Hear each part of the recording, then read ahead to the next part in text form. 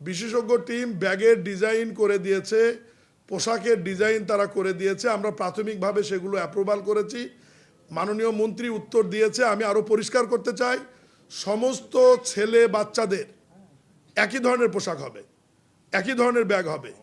মেয়ে শিক্ষার্থীদের একই ধরনের ড্রেস হবে, একই ধরনের ব্যাগ হবে। এটার কোনো ব্যত্যয় হবে না, একই রকম হবে, এবং জুতাও একই রকমের হবে। আমি আবারও পরিষ্কার করছি, পাইলট প্রোগ্রাম হবে, জুলাই হবে। সরকারের পক্ষ থেকে প্রত্যেক উপজেলায় 2টি করে প্রাইমারি স্কুলের শুধুমাত্র ক্লাস 1-এ আমরা সরকার থেকে দিব। বাকিটি ব্যবসায়ীরা যে সহযোগিতা করবে, সেই সহযোগিতার সংখ্যা হিসাব করে আমরা সংখ্যা বাড়াবো, এবং ব্যবসায়ীরা সহযোগিতা করবে।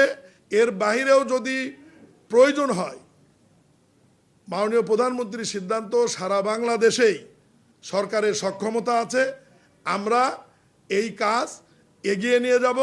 এবং প্রাইমারি স্কুলের শিক্ষার্থীরা ফ্রি পড়েন, ফ্রি বই পান, তারপরে মিড ডে মিল পান। তার সঙ্গে সরকার নতুন করে যোগ করছে মাননীয় প্রধানমন্ত্রী জনাব Tarique Rahman, school dress, jute bag এবং জুতা। ফলে যে বাচ্চাটি স্কুলে আসবে তার বাবা নিশ্চিন্ত থাকবে যে তার সন্তানের পিছনে তার আর কোনো ব্যয় থাকলো না।